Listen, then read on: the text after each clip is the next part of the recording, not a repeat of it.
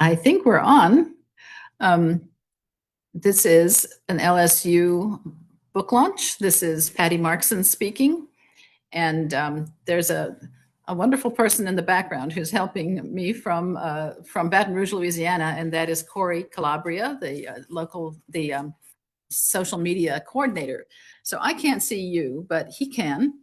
And I know that you're there. If you have questions or comments later, that's when we'll know.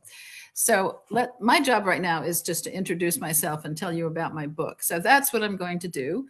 I am Patti Marxsen, a writer of long standing, admittedly under the influence of French and Francophone literature and culture for a long time, which includes Haitian literature and culture for about the past 30 years. I'm a former teacher of French and English. I'm a former art critic for 2 newspapers. I've written or translated 10 books and served as developmental editor on 3 others when I was managing publications for a Peace and Justice Institute in Cambridge. And those 3 books, are all related to global ethics and education. So as strange as it may seem, there is a common thread in my writing life. I'm aware of this. I don't know if anyone else is aware of this. But the question today is why this book?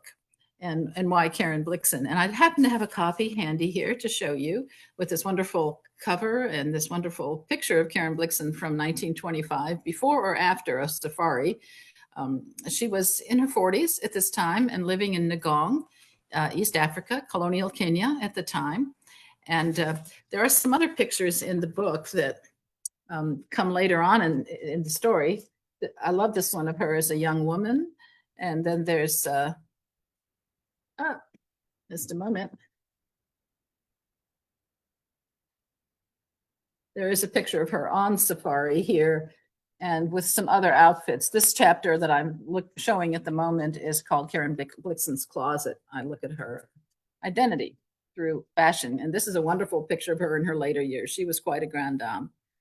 So it's a complex book because I'm running on 3 tracks with it. There's the biography of Karen Blixen that filters in or figures in biographical material of dates and details that many people think of as biography, but really that's just those are the boundaries and the frame to the real story. The real story of anyone's life is the inner life, the psychological outlook, and then I've added to this the literary criticism of one of the most famous memoirs of the 20th century, Out of Africa. So it's been a challenge. It was a challenge in the beginning to find a structure to contain this complexity of layers. And the way I did that was with 3 different parts of the book. The first part is a prologue that frames the story, frames Karen Blixen's life and her time in Africa, and some of her issues and difficulties and triumphs, quite frankly. After the prologue, there are 3 parts. The first part is the overarching title is Memory and Vision. And this gets more into her biography.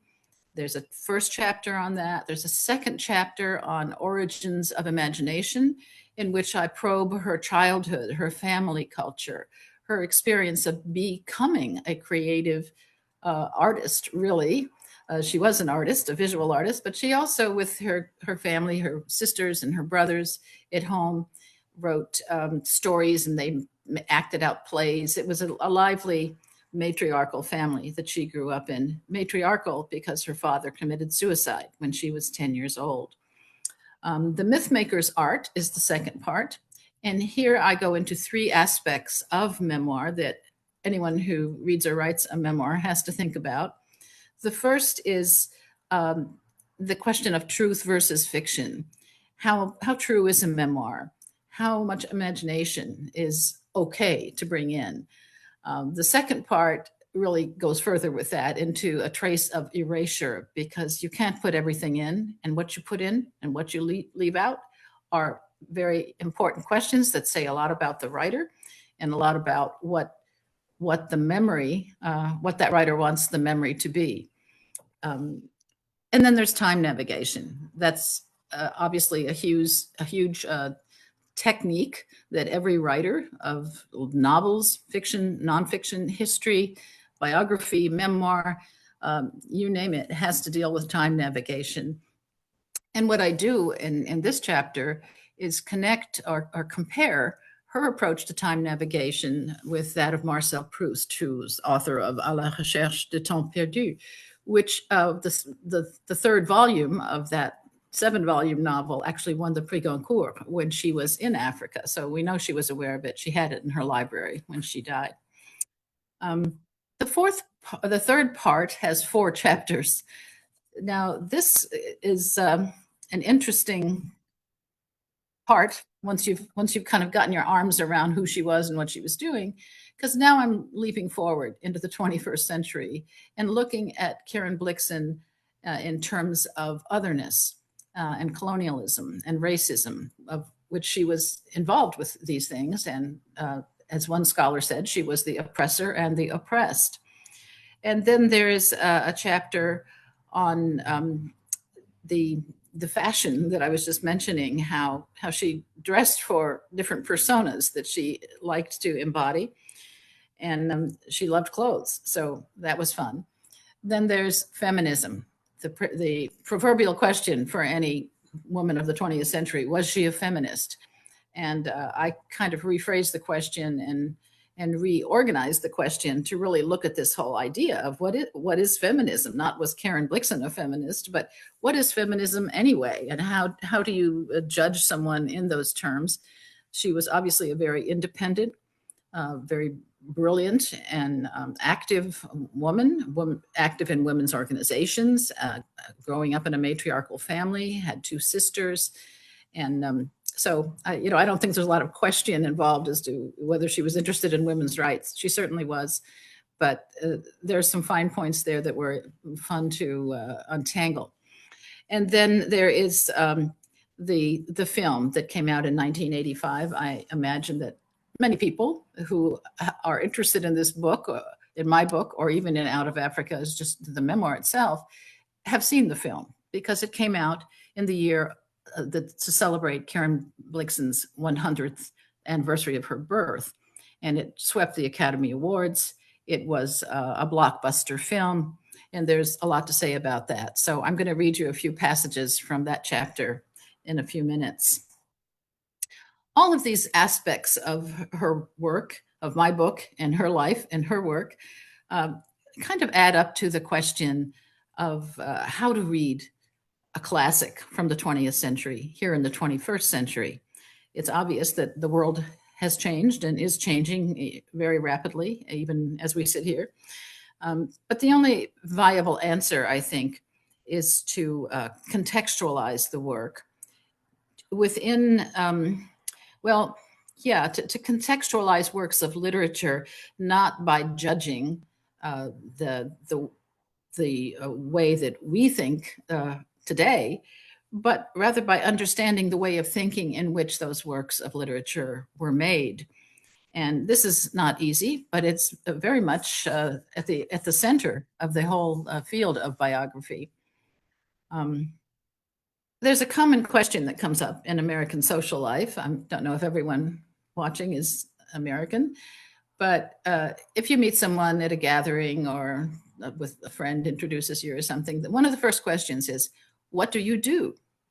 Well, my answer for quite a while has been, I'm a writer. And the next question is, what do you write? And since 2010, I've answered, I'm a biographer. Now, this opens up an interesting conversation because it really gets to the essence of what is biography. People feel like, we all feel like we like biography because there's a lot of biography to like. There's presidential biographies, celebrity biographies, stories of unsung heroes and heroines, just all kinds of lives, because we each have a life and we each kind of feel like we get the idea of a biography. It's a story about someone's life. And in terms of our own biographies, many of us imagine that we can be objective about our own life, which may or may not be true. In any case, I would suggest to you that biography is something other than personal memory, or even the facts of birth, where you went to school, how many people were in your family, what class, race, or culture you happen to be from. So, but what is it? If it's not memory, and if it's not the knowledge that you already have, what is it? I would say, well, I'd actually like to share a few thoughts on that because it's many things. First of all, a biography is a human life in context. Again, family, culture, social surroundings, race, gender, religion, the historic moment in which you happen to land on the day you were born. You had no control over that, but that has determined a lot of who you are. And we are generally aware of context, I think. I mean, most thinking people can, sooner or later be a little bit objective about themselves. But we're also like fish swimming in the water. We don't actually know how wet we are or if we're wet. So a biographer spends years researching context. And it is a kind of a sometimes tedious process of digging out the reality of another person's life. It's important though, because only when you do that can you make connections. You make connections between some letter you read, and then you go visit the person's home, as I had the opportunity to do for Karen Blixen's home on the coast of Denmark in the province of Zeeland.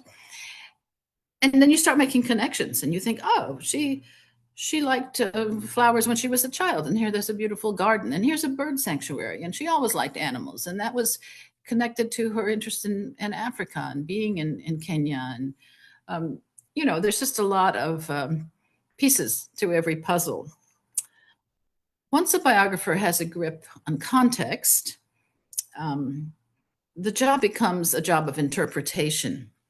That is, interpretation based on defensible truth. And now I'm not talking about alternative truth.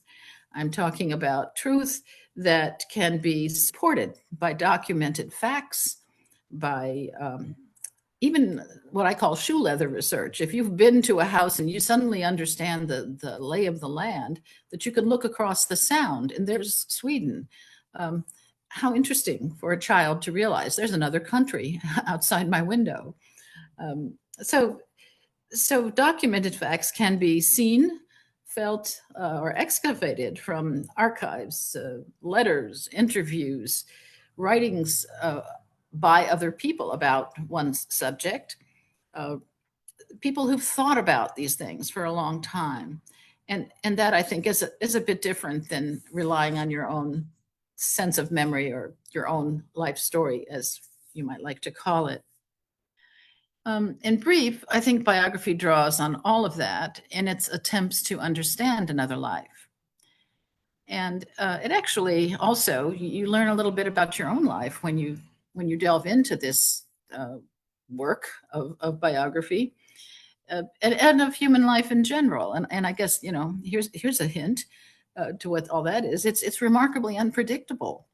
You really can't put a few sets of facts together and predict what a child is going to become or accomplish in this world. And biography also, I would say to anyone who's thinking about writing biography, you necessarily develop skills that have nothing to do with literature or literary projects, such as time management or attention to detail, persistence, what I would call skepticism, healthy skepticism, I suppose, because you can't believe everything that has been said about the person you're studying. There may be a family member who was very angry with them, or a family member who was overly complimentary of them. And you figure this out by wandering around in the context of that person's life. Another thing that biography teaches you is how to work with other people, such as publishers and editors, such as indexers and people who are going to really put together your work, which is a complex process for doing it. It's also a complex process to bring it together, as LSU Press has done with my book and many other books since it was established in 1935. So learning how to sort of ride the waves of those relationships is also important. Karen Blixen is my third biography, and the third biography of a European figure who reached her prime in the first half of the 20th century. So I'm pretty comfortable in the 20th century, as I think my son said a few years ago. I'm actually a mid-century modern myself. So these people that I've studied have had international lives in that time frame, from a very complicated European culture with two wars going on and colonialism beginning to wane and so on. But these lives that I've studied also involved a very deep consciousness of the African continent, or of some part of the continent that helped to not only enrich their lives, but form their lives, shape their lives.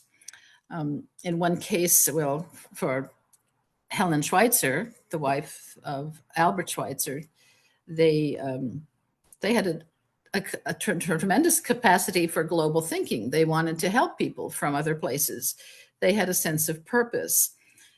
My other subjects certainly had a visions and global thinking, a sense of global thinking, but not necessarily the same kind of purpose as the Schweitzers.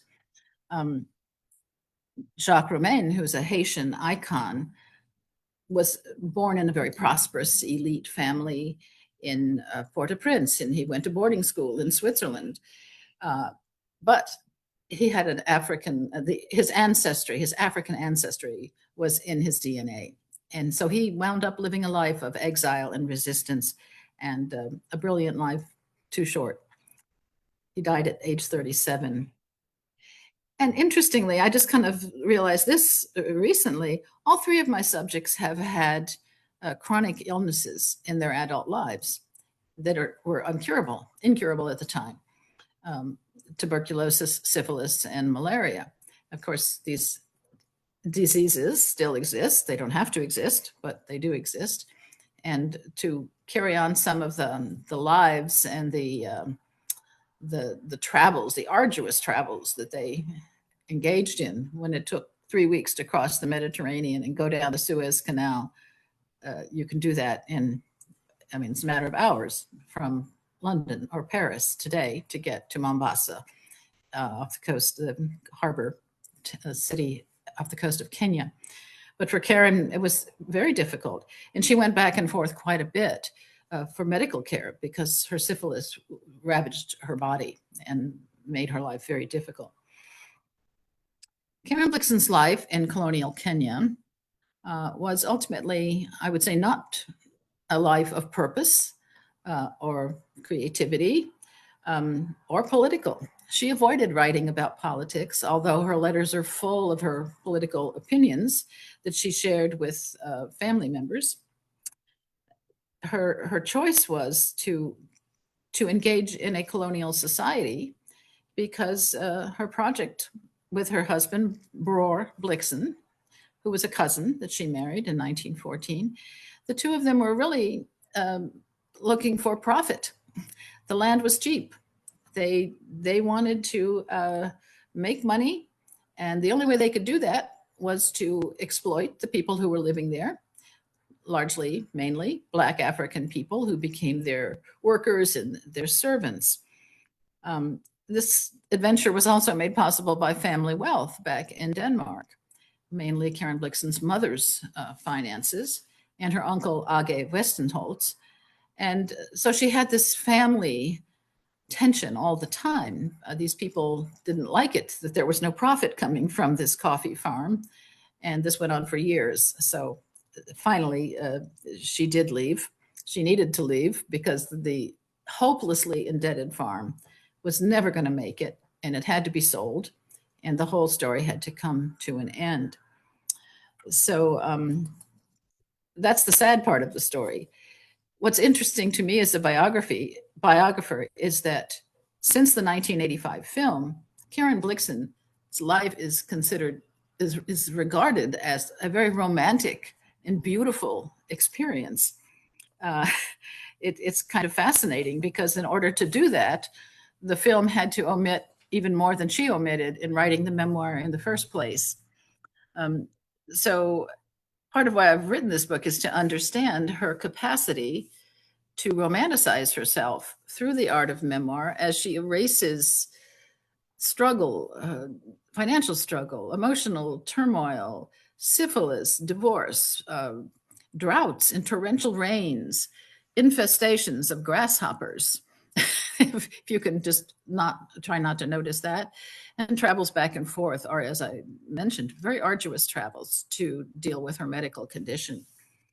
When she did come home in 1931, her brother met her in Marseille as she came down the gangplank. And he wrote about this later. She was 46 years old. She was anemic. She was depressed. She had no job skills of any kind.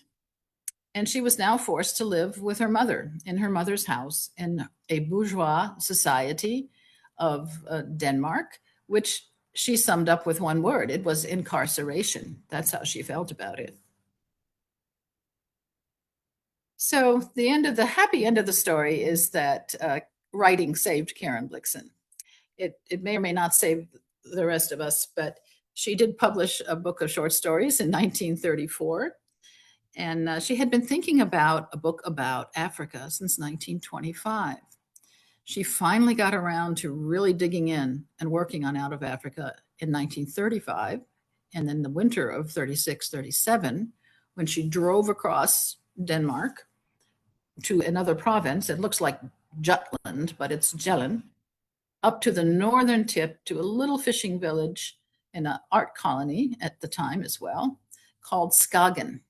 And that's really where most of Out of Africa was written. It was written from memory. I mean, that's what it tells us, that she was not in Africa at the time. She was in a very cold and remote village when she sat down to write Out of Africa, which was published in 1937 and 1938. It's Danish or it's UK and American version. She always wrote in English first and translated later back into her Danish. But it was published in 1937 when she was 52 years old. So it's not an instant success story. It's a prolonged, persistent success story.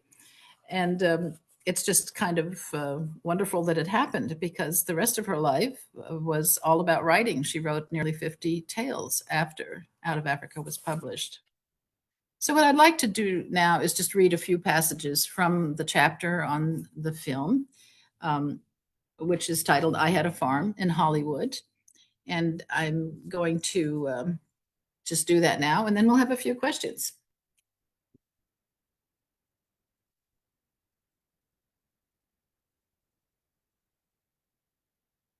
You'll bear with me. I'm going to take my glasses off. I read small print better without them.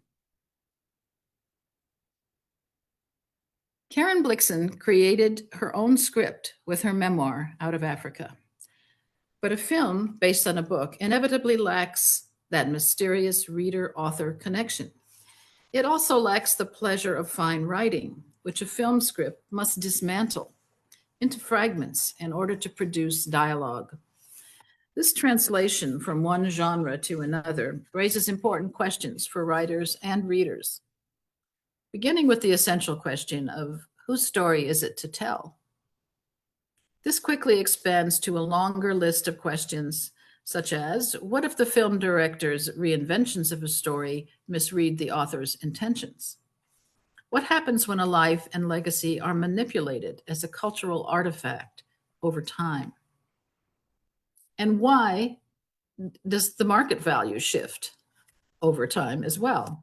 All of these questions emerge as we turn to the film titled Out of Africa, which quickly recouped its budget of $31 million when it grossed $227 million in the first 6 months in theaters.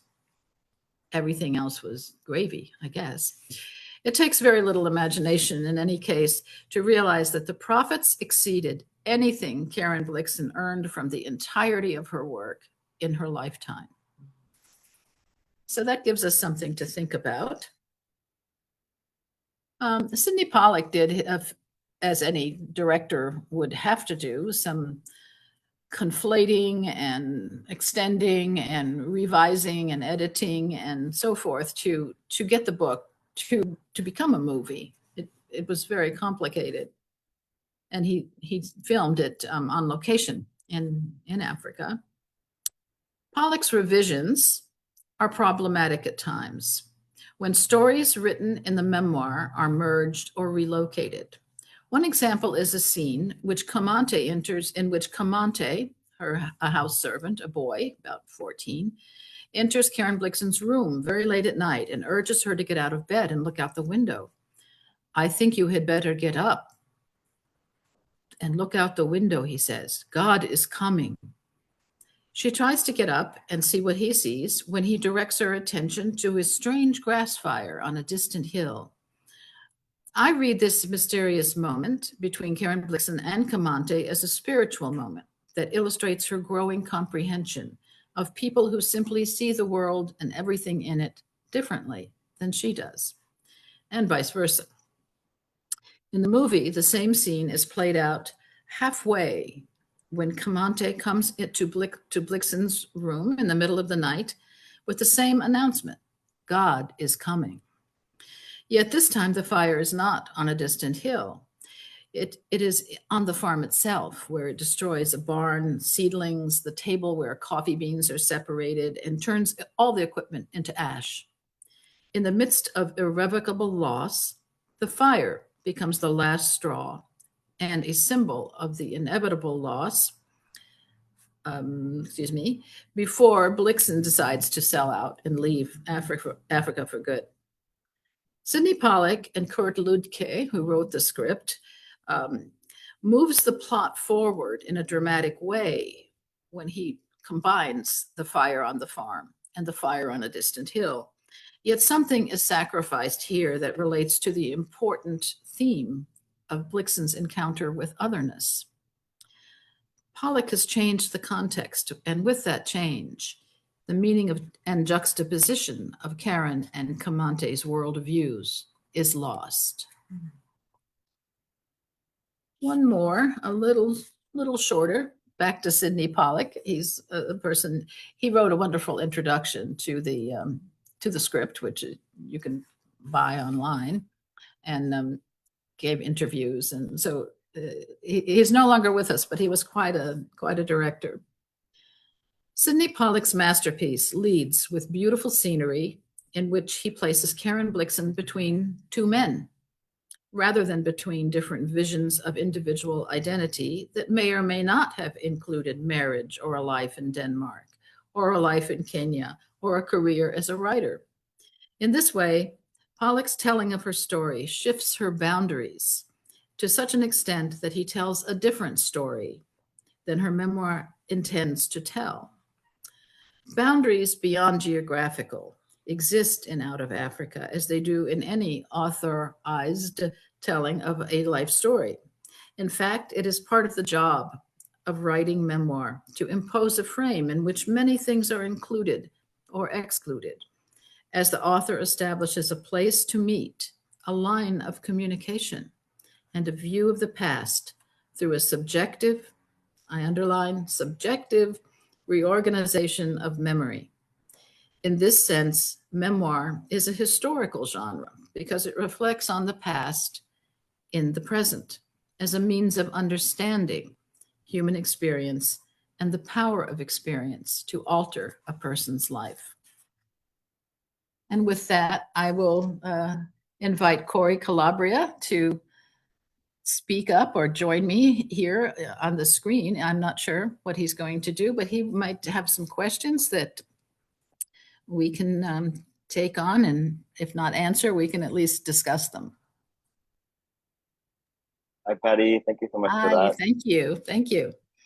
That was great. I want to thank everyone also for tuning in today, and to remind you that if you were not here in the beginning, as Patti mentioned, if you have a question, just put it in the chat and I will ask Patti anything you have.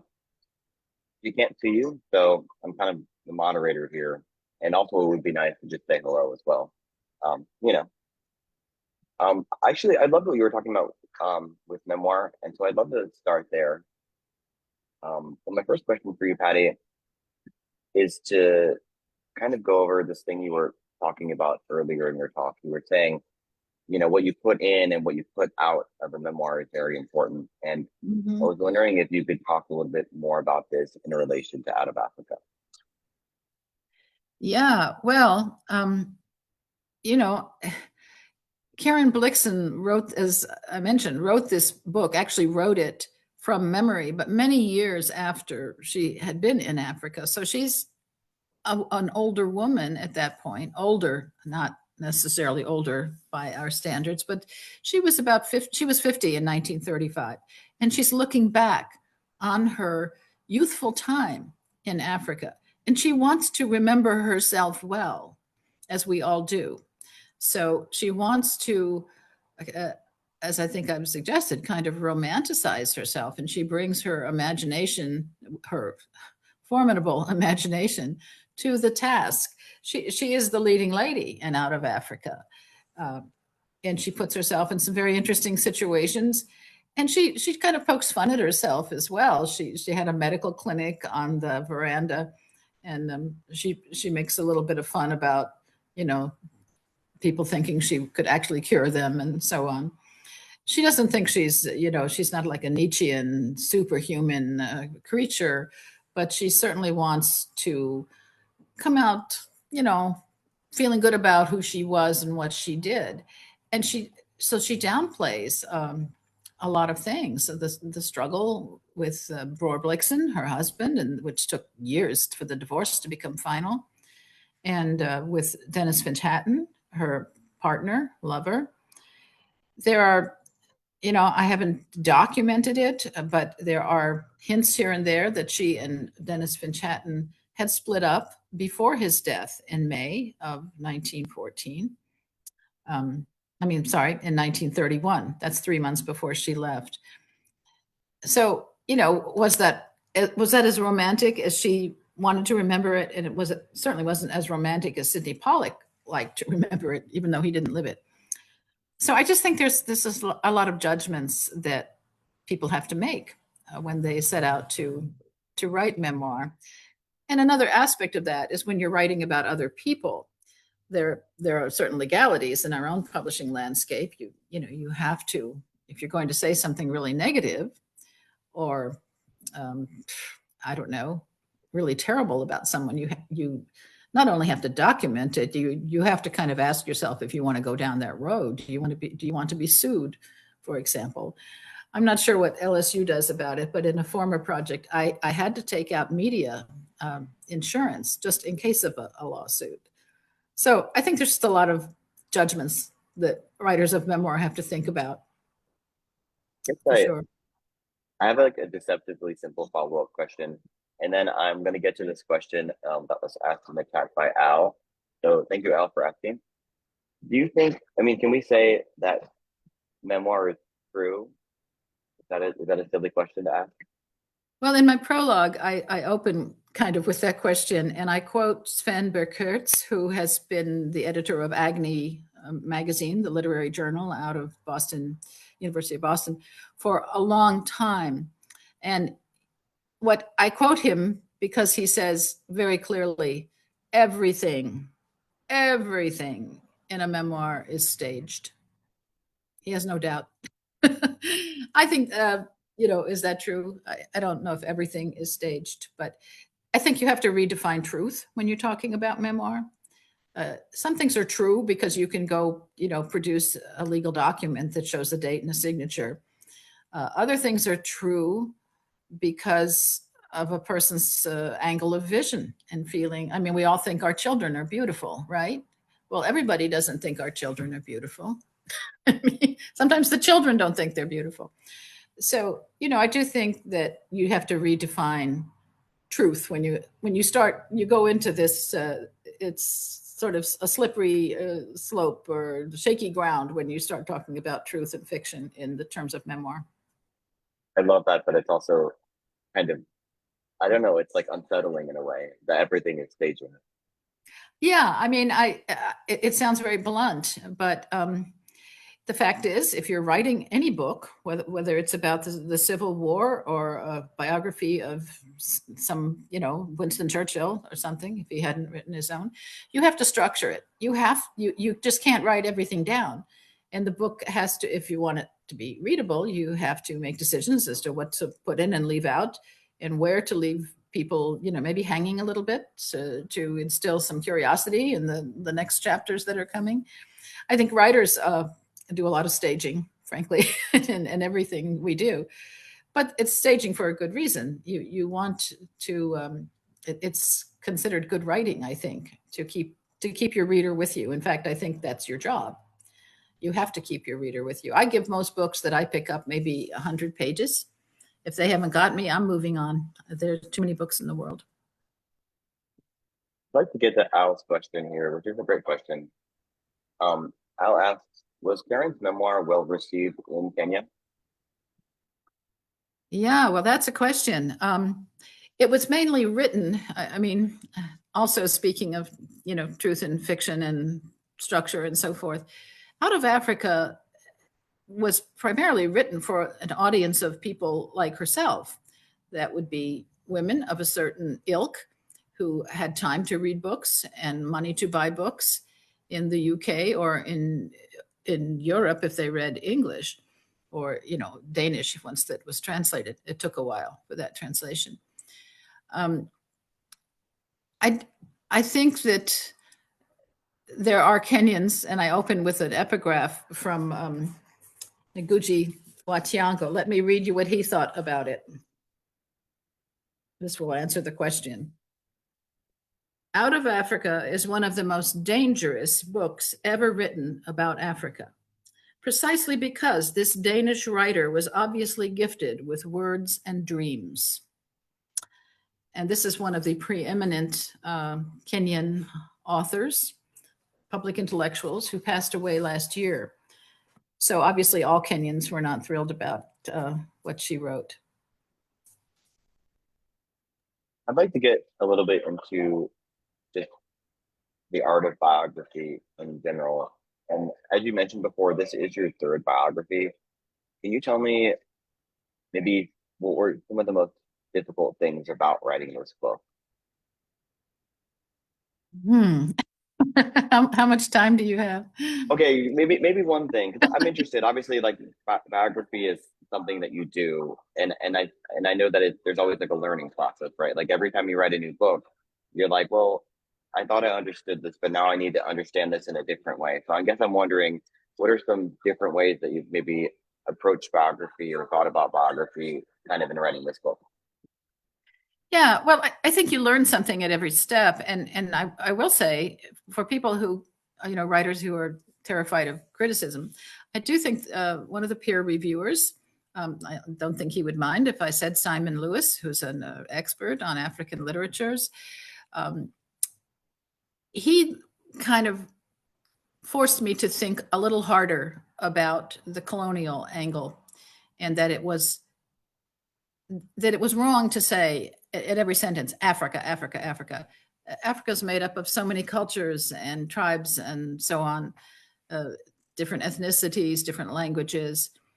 And I think he made the book better, and he knows this from me, because I had to be a little more specific and define things in terms of Karen Blixen's point of view and where she was coming from.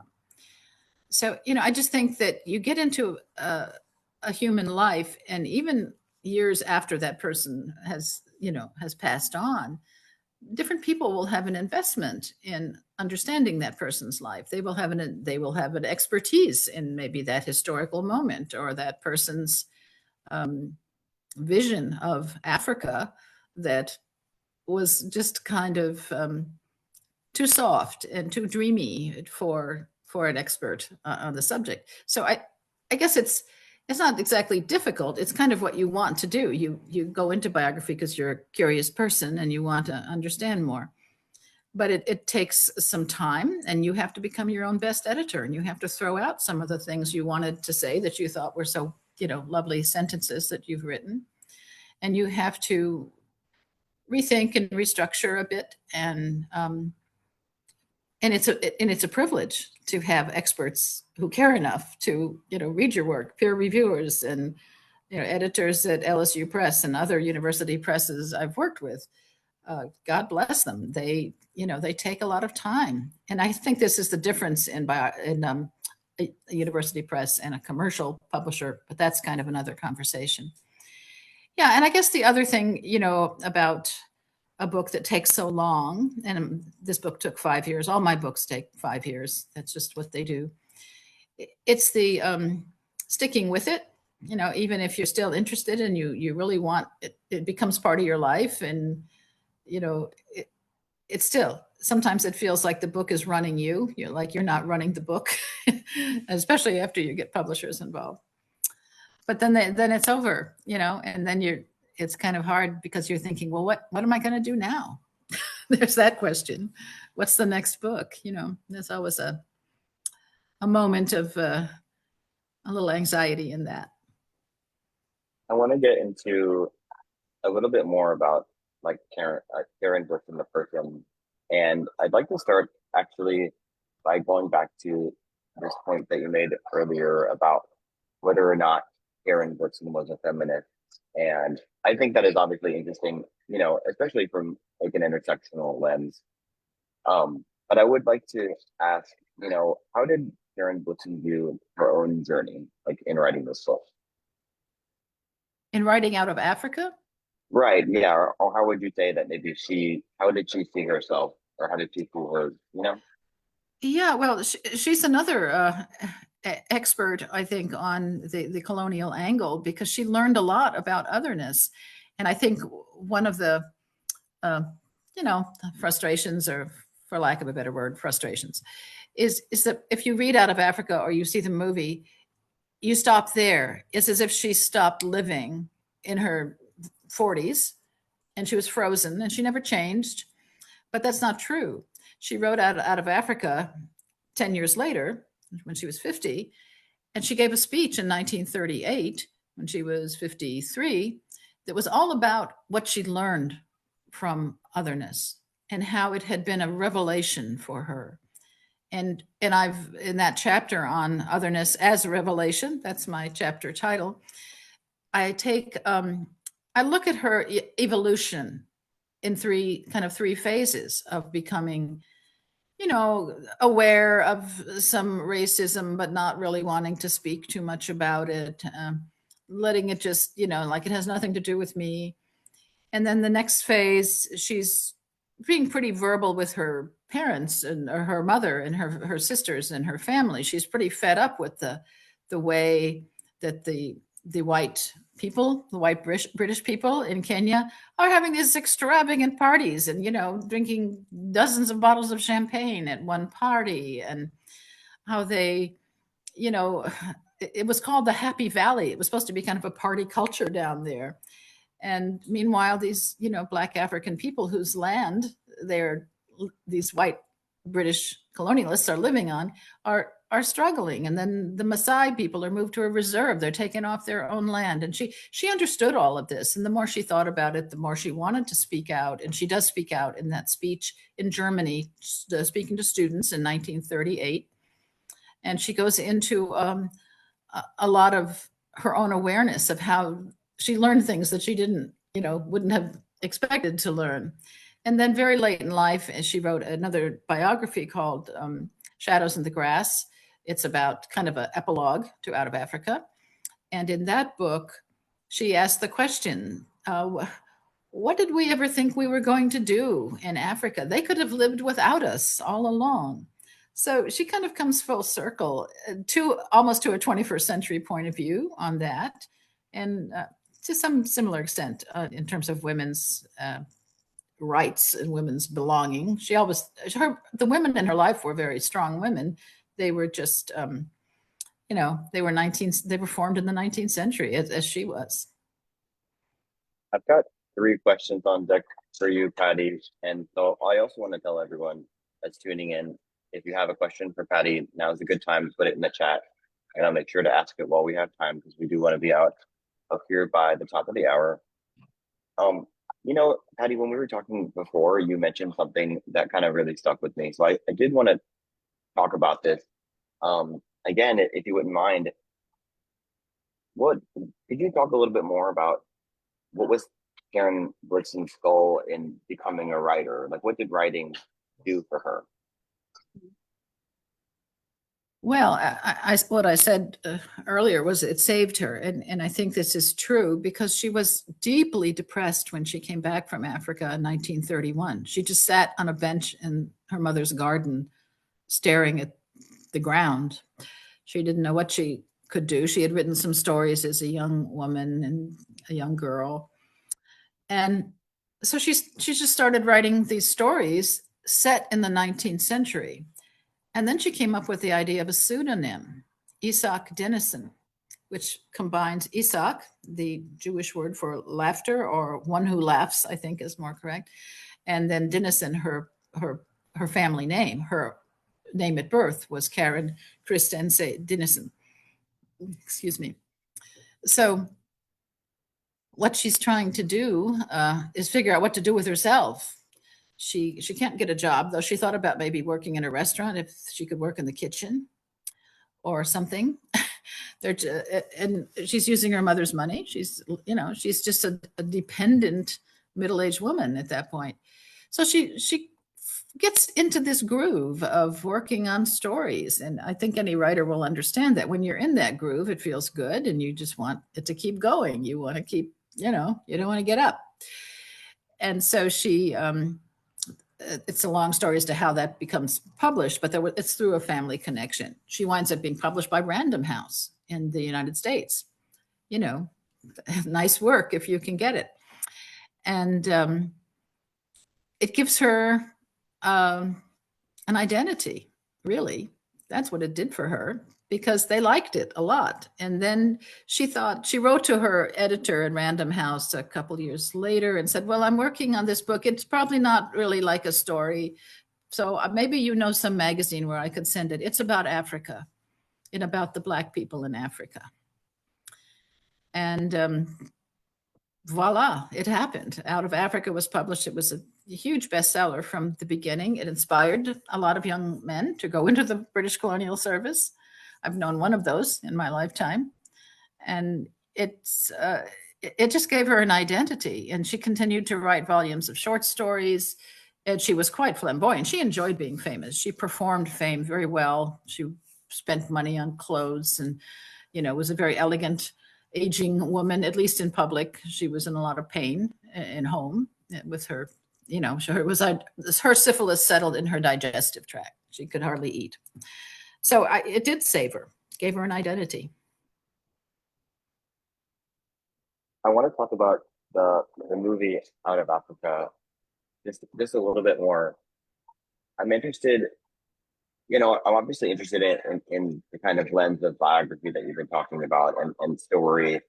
And I'm curious, if someone was to watch this movie for the first time, and I mention it right because it kind of overshadows in a lot of ways, the book, or maybe you wouldn't agree. It's just something, the first thing maybe someone would think about would be this movie.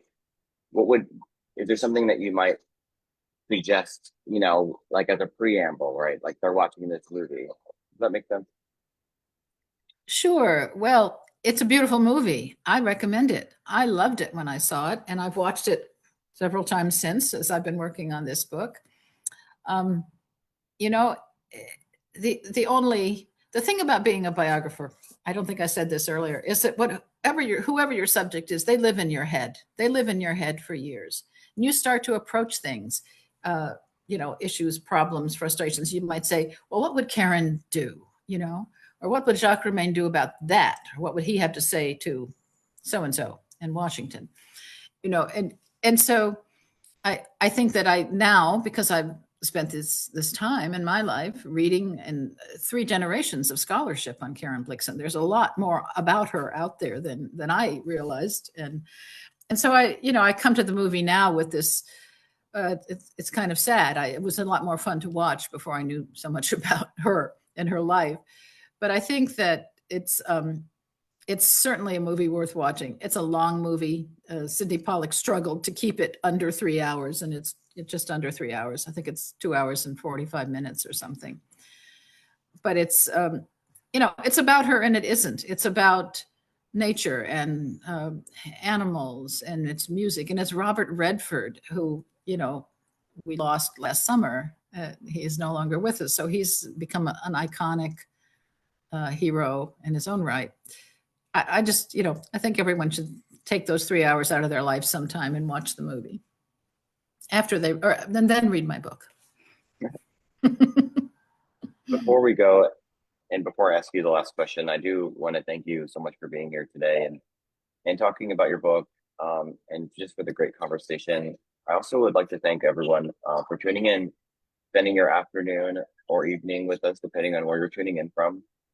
And I would like to remind everyone that into the chat is a 40% off code to get this book. So if you don't have it yet, now is a great time to buy it at a great discount. So if you're curious to check that out. Patti, I normally end these Q&As by asking, what's going on in the writing world for you now, and I'm kind of interested too as a biographer. Like, do we have, is there anything you want to talk about your next project? Well, it's sort of a toss up in my head. I you know I have invested some time. I mean, if any writing that you do, you're going to invest time in a certain area. I've invested a lot of time in Karen Blixen. So should I carry on to another book from another angle about Karen Blixen's work? I have a couple of ideas on that. I can get pretty excited and interested in doing that. I think I would enjoy doing that. And then the other idea that's really far out there, I suppose, is some kind of a memoir of my own, because I'm getting to be of an age when, it's like, when am I going to write about X, Y, and Z, and all these. I've had an interesting life, I suppose, in some ways. And, it's just sort of a toss up. But I'll probably stay in some kind of memoir, biography, life writing category. Well, I want to thank you one more time for being here with us today, Patti. And one more time, thank everyone for tuning in. Before we go, and we need to thank you, Corey. Yeah, thank me as well. Yes, and the LSU team. That's a great shop, as we say. And really appreciated your help on this. Well, it's my pleasure. And until next time, thanks again. Bye, guys. Okay, bye. See you, Corey.